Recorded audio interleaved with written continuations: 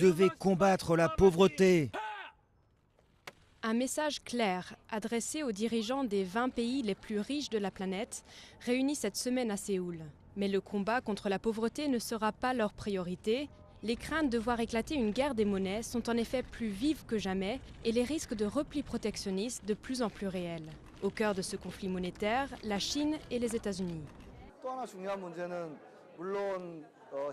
Certes, le G20 a beau réunir des pays à la fois du monde développé et des pays émergents, mais la guerre des monnaies entre les États-Unis et la Chine fait plutôt penser à un G2 qu'à un G20. La tension est montée d'un cran ces derniers jours.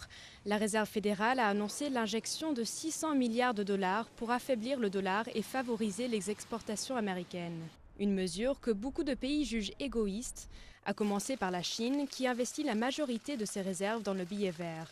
Mais la politique monétaire chinoise attire elle aussi les foudres des pays du G20 qui ne cessent de demander la réévaluation du yuan.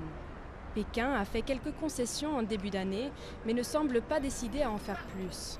Le sommet se tenant pour la première fois en Asie, l'Empire du Milieu est en position de force. Ce sommet reflète peut-être un transfert de puissance vers l'Asie, à la fois politique et économique.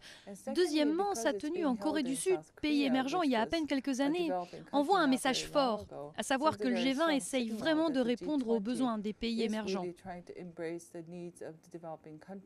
Les discussions devraient aussi porter sur des revendications chères aux pays émergents, comme la réforme du FMI ou la régulation des fonds spéculatifs.